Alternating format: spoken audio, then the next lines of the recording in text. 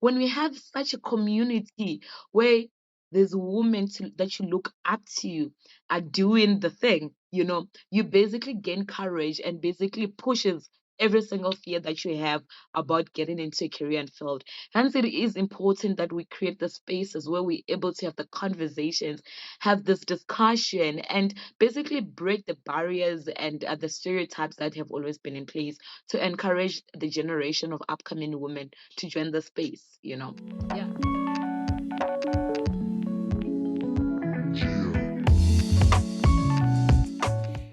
Hi everyone, welcome back to another episode of the She Just Got Going podcast, a podcast about entrepreneurship and career advice.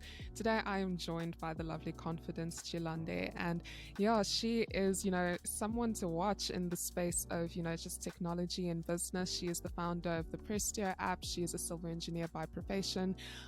She's also won all these incredible awards as the Young Engineer of the year, and actually you just got nominated and actually awarded the Mail and Guardian Young 200 Top South Africans to watch. So that's super awesome and incredible, and I'm so honored to have you on the podcast today. So welcome to the podcast, Confidence. And can you just tell us pretty much a little bit about how this journey started?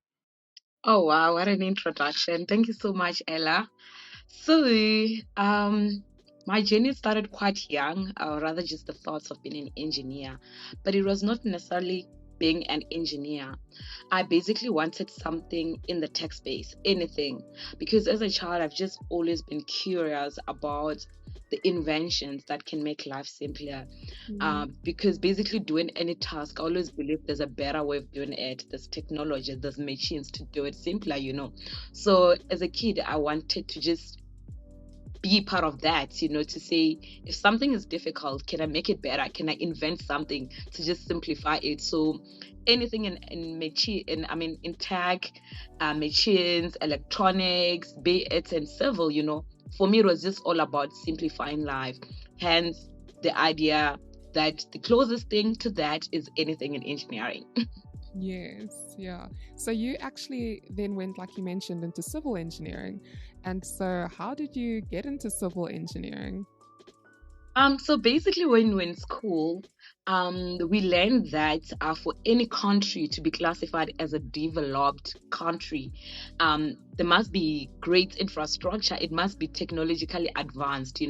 So growing up in rural areas, I'm from Zimauri in Venda, and I grew up a lot in the farms.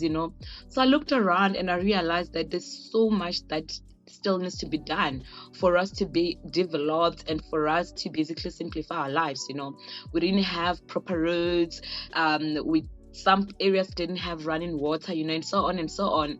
So I realized that these are challenges that require engineers, and specifically civil engineers. So I just wanted to be part of the change in the society, specifically where I come from. And I realized that there's really shortage of civil engineers. Hence, I decided, you know what, to be part of the change, let me follow civil engineering, and hoping that one of the days we'll be able to improve our housing, our electricity, our water systems and roads. And that's what basically motivated me to following this career route.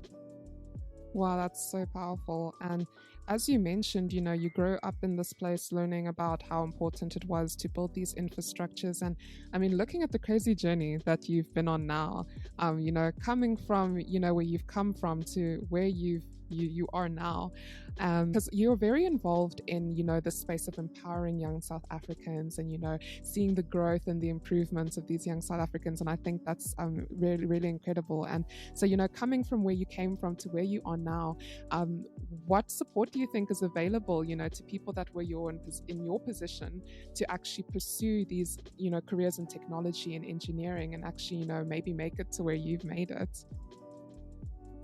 Yeah, that's a very good question. We are very fortunate that we are living in an era where there's so much in place, particularly with myself. I mean, for me to actually start applying and getting a bursary, it was because one of the neighbors actually had that information.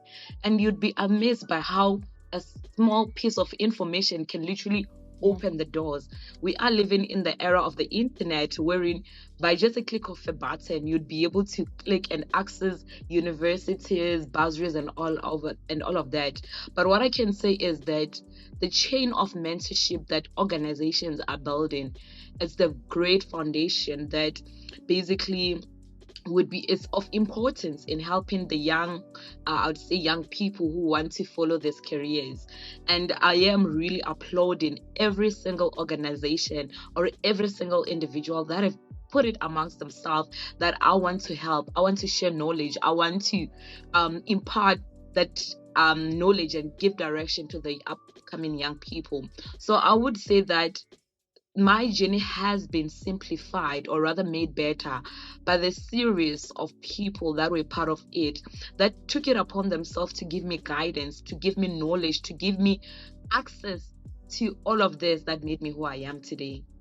Yes, yes, that's incredible. And you got involved in the space of geotechnical engineering, if I'm correct. So that is actually a field. I mean, this is a podcast about entrepreneurship and career advice. And the reason for the career advice segment is because I feel like, a lot of schools, like we've spoken about, try to educate the kids and the youth on what careers are out there and try to keep them informed. But I mean, there are still so many careers, especially specializations within those careers, that people don't actually know or understand as a field they can go into. So I know that geotechnical engineering was actually something I wasn't very familiar when, in the last 2 years, I had friends that went into that field. So can you tell us a little bit about what that space entails actually? Wow, to be honest with you, you're not the only one. Funny enough, when I selected civil engineering, I had no clue that there's such a thing called geotechnical engineering. It only occurred to me when I literally started studying, and actually even furthermore towards I started understanding when I got to my third year, fourth year. That's when I really understood that there's definitely a field called geotechnical engineering. And I was quite very curious what it entails, what it is all about, and why we actually don't know about it. So geotechnical engineering, it's something that you don't get to see most, and hence we don't know much about it. It deals with the foundations, the support of any infrastructure that you can see. So anything that has to do with the soil, the ground that we put all our infrastructure in, it's what then constitutes geotechnical engineering. So for a skyscraper to stand, or a bridge to stand, you've got to put in a foundation. You've got to prepare the ground so that it can carry that load. And to be able to do that, you need to understand the loads, the ground properties. Hence, this field that is so specialized and unique that requires an understanding of what the loads versus support systems are. So it is a branch of civil engineering, which basically helps in supporting any infrastructure that you may need.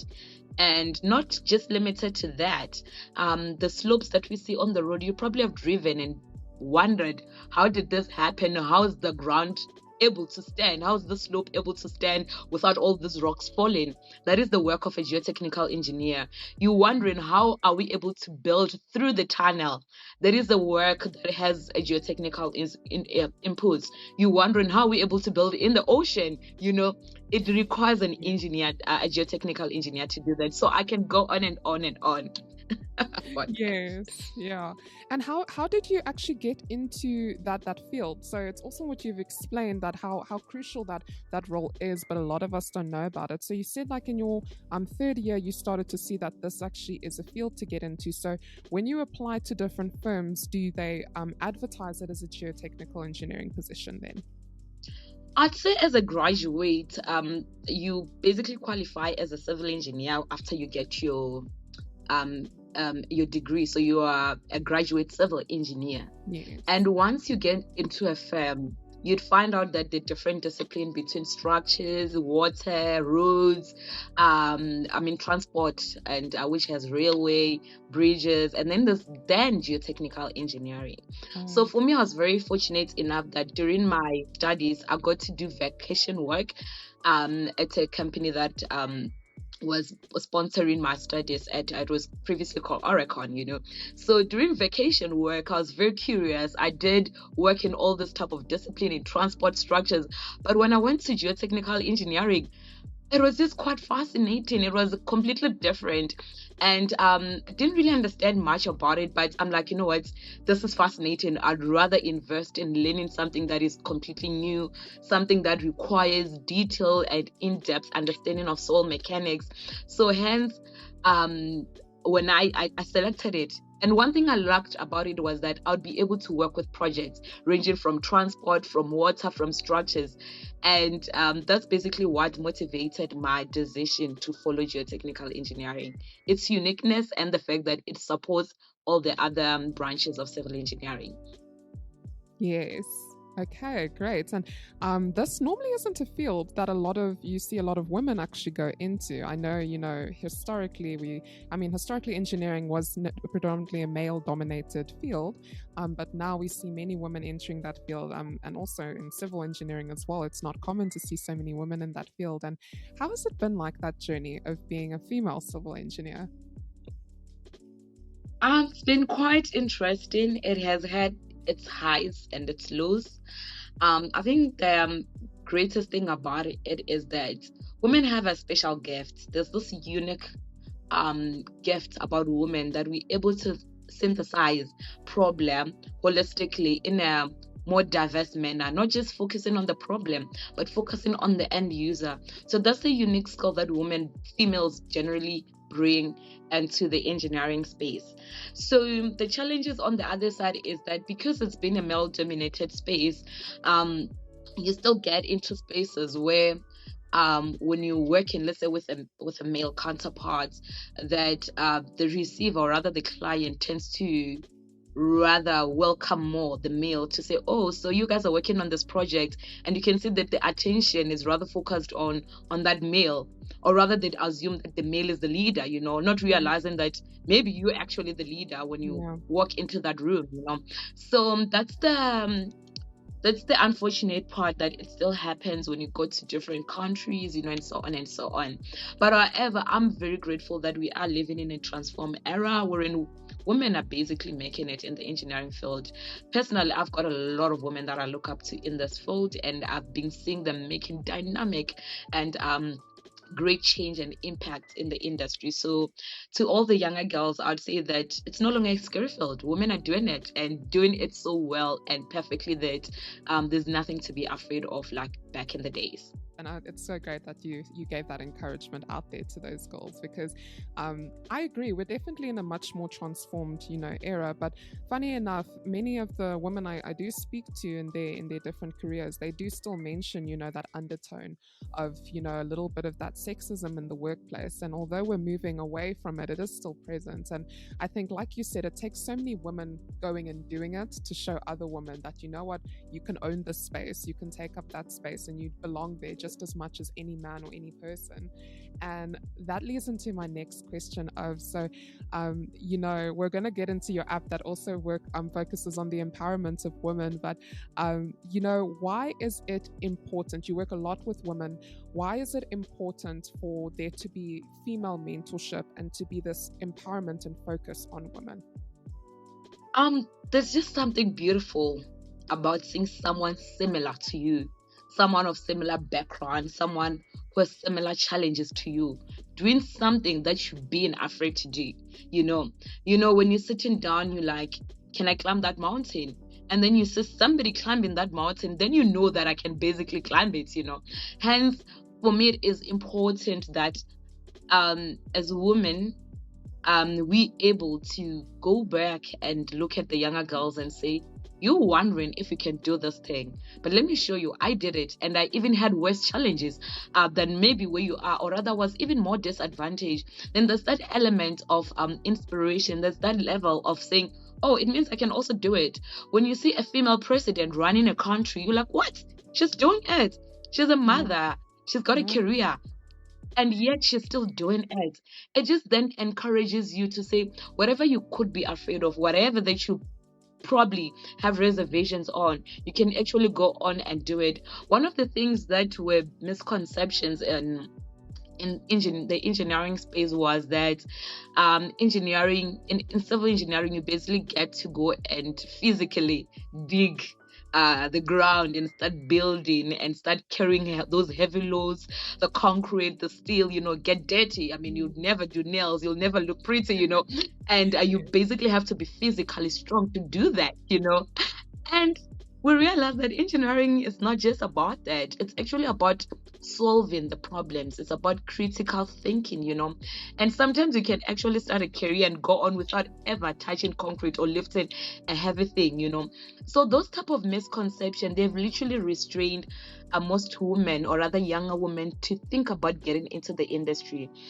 However, I have got this era of great women that are stepping into the field and saying that, young girl, look at me. I'm a wife, I'm a mother, I'm a sister, and I'm in engineering, and I'm able to do it. I'm even able to study. I'm able to even start an organization. When we have such a community where there's women that you look up to are doing the thing, you basically gain courage and basically pushes every single fear that you have about getting into a career and field. Hence, it is important that we create the spaces where we're able to have the conversations, have this discussion, and basically break the barriers and the stereotypes that have always been in place to encourage the generation of upcoming women to join the space, Yes, yeah. And you can tell, you can hear it from even your response, just how passionate you are about that topic. And I mean, it's just incredible women like you that are so inspiring, really. I know we're going to unpack a little bit more of what you are involved with as the episode goes on. But yeah, I mean, thank you for being that woman, that takes up that space, that dares to do these things and, sets an example then for all those younger women in our country as well. So now we are going to talk a little bit about the app that you were involved in. So, from working as an engineer to now starting an app, how did that thought come about? And how did you start the Prestiio app? And can you tell us a little bit about what it is about? So just to give a bit of background, like I told you earlier, as a kid, I've just been curious about things that make life simpler. So in that manner, I think my brain is built to basically identify the gap, and with those gaps, then be innovative in coming with sustainable solutions. So Prestiio app, it's a social media app designed to create a safe space for women to connect, engage, and inspire one another, So we probably have heard of the likes of Facebook, we've had Twitter, we've got LinkedIn, Instagram, and so on and so on. So these are the spaces that have been amazing in connecting us as a community, or rather across the world. And what I've noticed while we're in those spaces, we saw organizations coming together, but then I noticed a big gap that sometimes women come up and try to speak, but then they've got this fear that I can't fully engage because constantly getting judged, constantly feeling fearful of coming out as a woman and speaking about day-to-day life, or rather day-to-day challenges that we're facing as women. So I noticed a gap that we need a space where we women can literally come and be open and engage with one another. A space wherein we can feel like freely speak about our health. A space wherein a young girl can easily access a female mentor that she aspires and or rather she looks up to. So besides that, we've had so many cases wherein women are being taken advantage on. I mean, particularly even in professional spaces like LinkedIn, we see these young girls getting offers from men who then take advantage of them, leading to gender-based violence and so on and so on. So basically, Prestiio is that safe space wherein women can be there freely, knowing that I'm reaching out to a fellow woman I can trust. I'm reaching out to somebody that I know is not trying to take advantage of me, trying to get something out of me, but genuinely investing in sharing and connecting and celebrating one another as a community of women.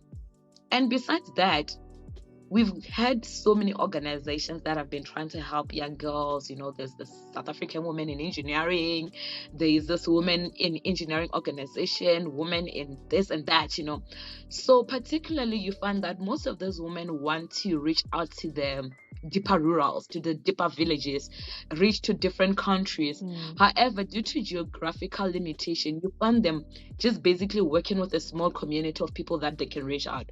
But social media such as Facebook, they made us realize that you can literally make an impact across the globe without having to be physically there.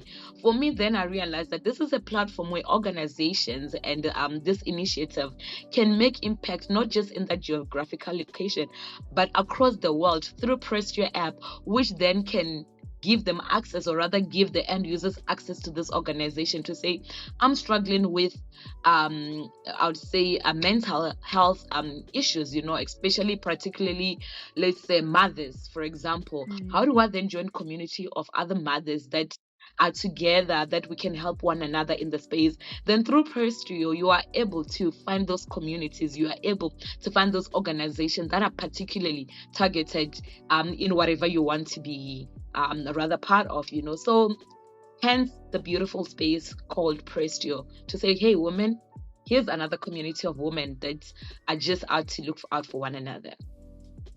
Yes, wow, wow, wow. And how did you go about building that community? So, starting the app is one thing, but now, with any app like Facebook or Instagram or LinkedIn, you need people to engage with that platform to build that community. So, did you just see buy-in from the beginning? How did you actually start to build those communities on the app then?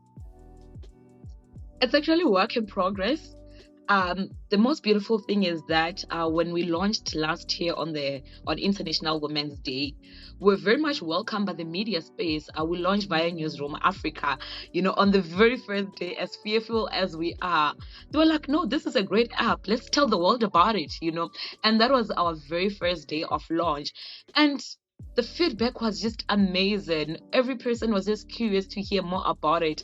And that was the Mm. most heartwarming thing I felt right at the beginning of the journey. And people started signing up. People started going in and just taking it up as it is. So I'd say it is a journey in progress. There are users that have signed up but still not sure what to do, still afraid to come up. And I believe over time, Rome wasn't really built in a day. So I do believe it will take time for us to get to where Facebook, Twitter is today. But the truth of the matter is that we will get there. We'll get to a space wherein women fully understand that this is a space for them. For so Mm. many challenges that women are facing, we've had issues such as GBV and rape cases, which women particularly struggle with not knowing what to do in such cases. So I've had media houses asking that how can Prestiio help a woman who's stuck in a little corner and not knowing what to do? And on Prestiio, you can literally post your challenges anonymously. When you're not sure who to speak to, when you're not sure if you can Mm. trust your cousin, your mother, when you're feeling fearful and being scared of being judged. On Prestiio, you can literally post anonymously and get people and organization to comment and link up and inbox you and say, here we are, we can help you, we can offer that service.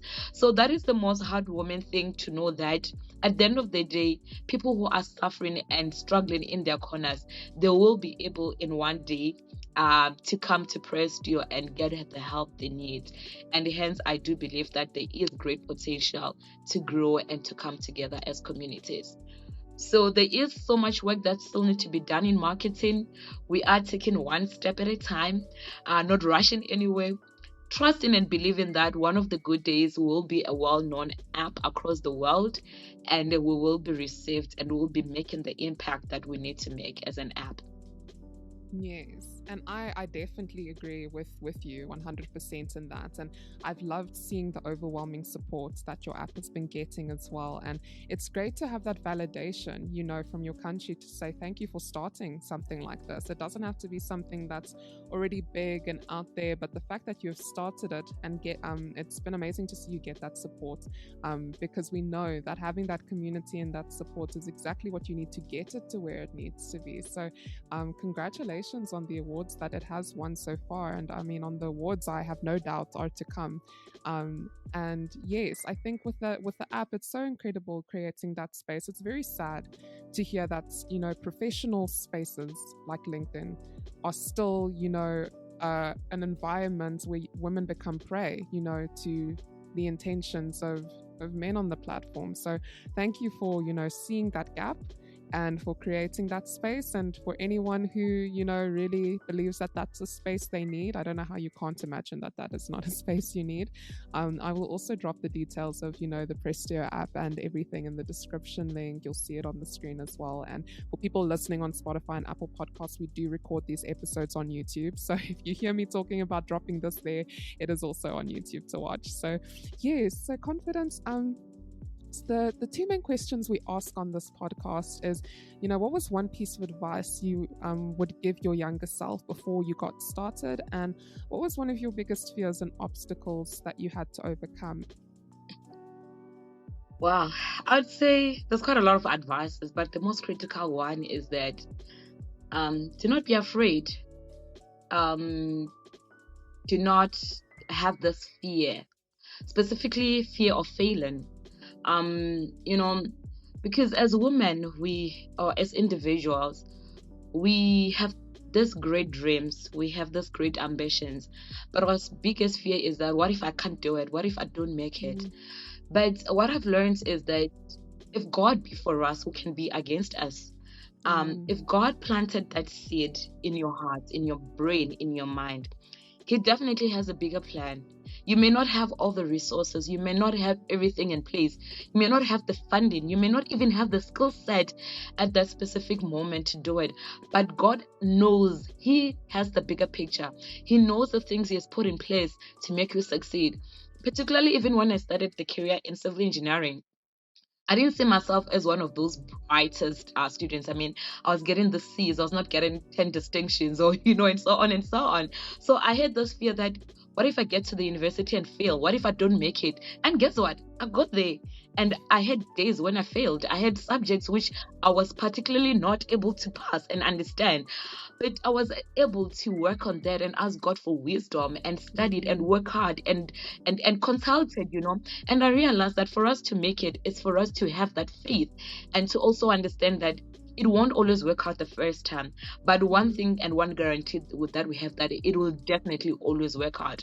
So by the time I finished my degree, my faith has grown up. I had learned to trust in God, and I learned to realize that I will not make it if I decide to walk alone. I'll need God, and I'll also need people to help me on the way. And the same applies with the app itself. I don't do coding. I'm not a coder. I'm not building the codes to make the app work. And that's when I had to learn to trust that we've got to work as a team. We've got to work with other people. Hence, a community of experts need to come together to make it work. So whatever dream that you may have, whatever idea that you might have, just believe that there will always be resources put in place to assist you to make it on the journey. So do not be afraid. And the biggest thing is that you will fail, you will fall down, you'll get confused. But just know that God will enable you. God will give you the strength that you need to make it, because He knew it before you knew it, that this is how things are going to work out for you.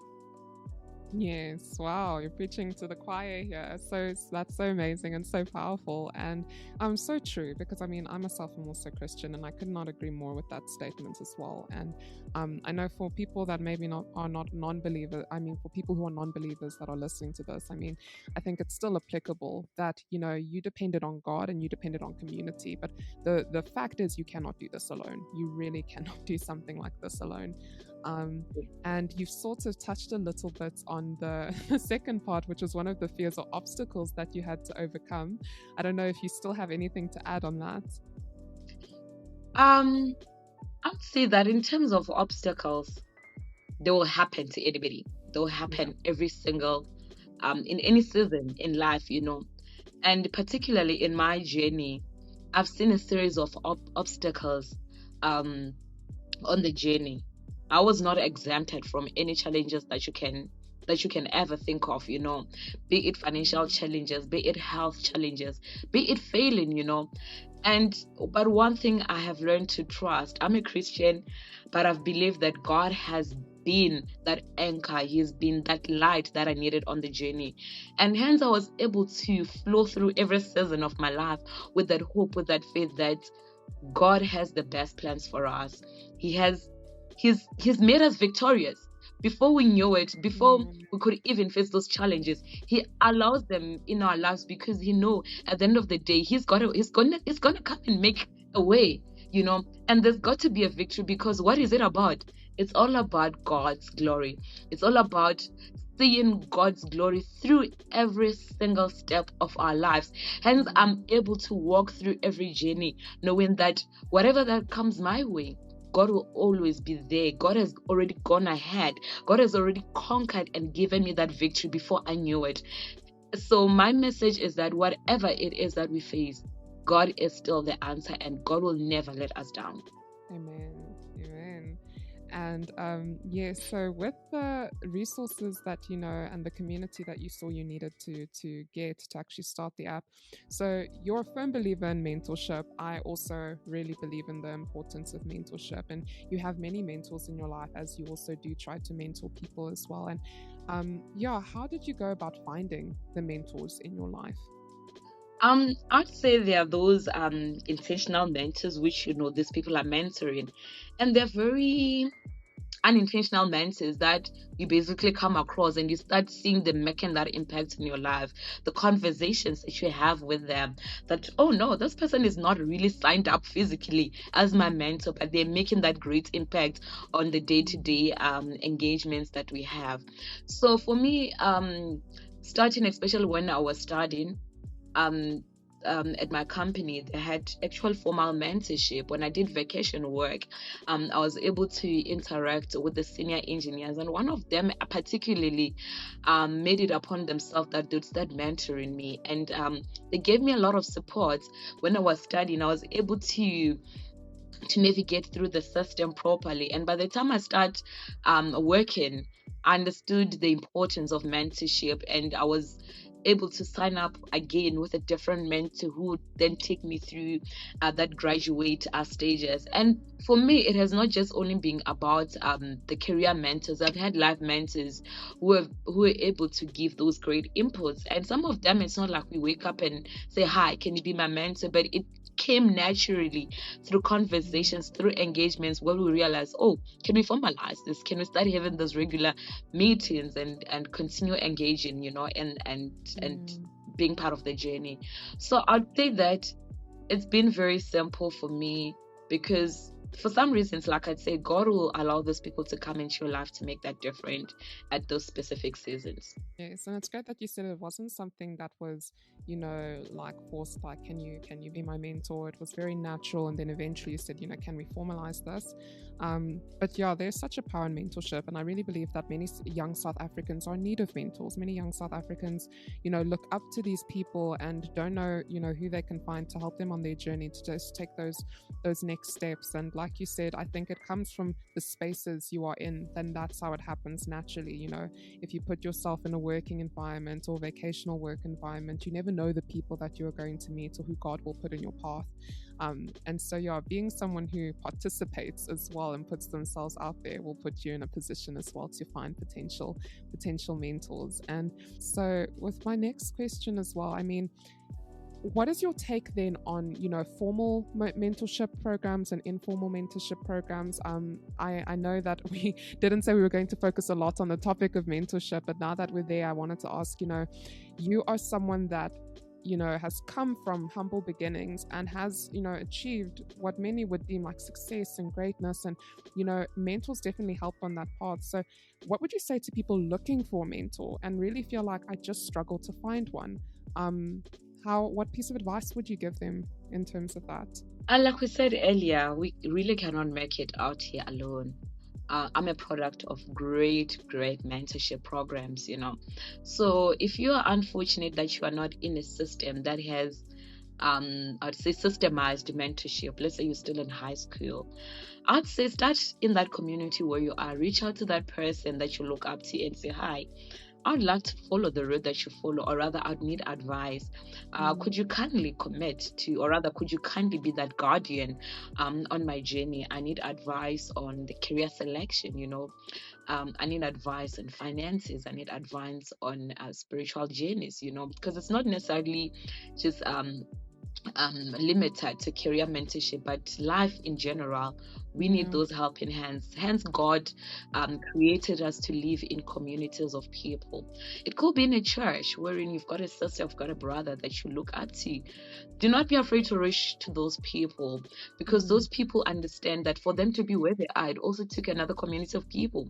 So that's why we find there's great people that are just willing, or rather waiting for us to reach up to them, because nobody is coming to your door to rescue. It's not often where you just wake up and somebody said, hey Ella, can I be your mentor? But it will take Ella to phone somebody or to start that conversation with somebody.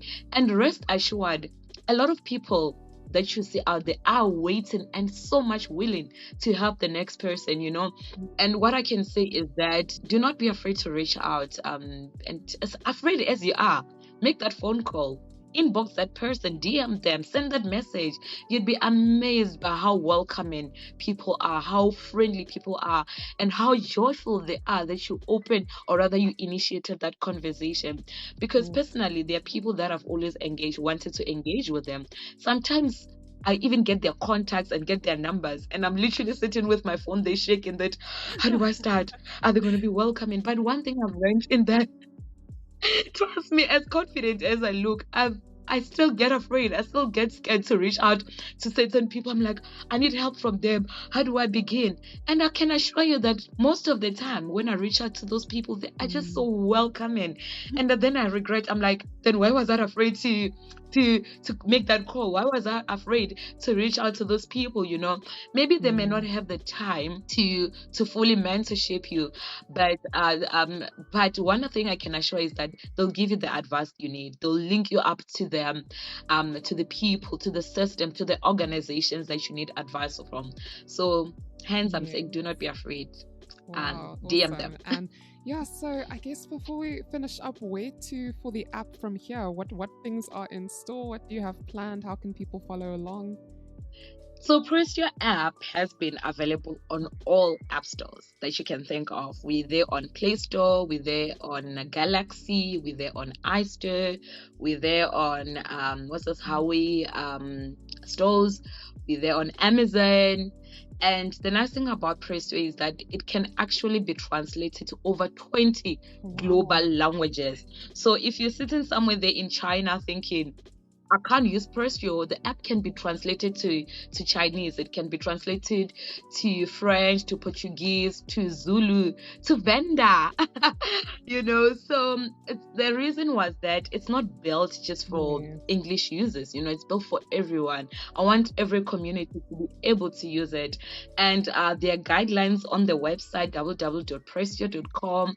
There are guidelines on the app itself. Even inboxing any of our social media pages saying that I've downloaded the app and I'm not sure how to navigate. We're always waiting on the other side to help you navigate the Prestiio app.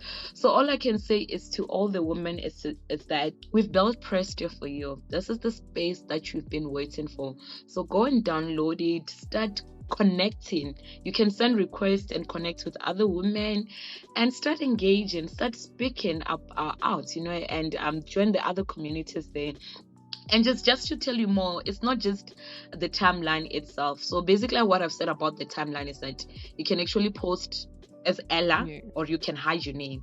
So don't die in your silence. If you've got something that you want to speak about, women's reproductive health, and you're like, I'm so shy, I don't know who to speak to, post it then and on the app, and allow people to engage and help you on that very embarrassing questions that you think you're not sure who to speak about, And also mental health. If you're being abused and you're not sure how to go about it, post it there and hide your name and go about it. But besides that, there's space built to celebrate women. So we've built what we call moment space, wherein you get to share your highlights, your achievements. In the podcast, when you say, I am Ella and I've started this podcast, it's something to celebrate. And the reason we made it that space is that you want to wake up to a dose of inspiration, a space wherein you just see women doing this thing. And hence created it so that you can get encouraged and get inspired when you wake up to see all those ladies.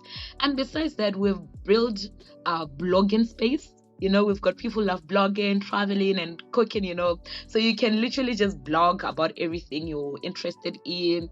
And also, more than anything, we've made it a safe space wherein to help you navigate safety. So we've built in safety features like your panic button. They are geolocated essential services. So if you find yourself in an area where you're not sure where to go and you're in trouble, the app can navigate you to your nearest police station, nearest hospital, nearest garage, fueling station, because we want the app to help you feel safe.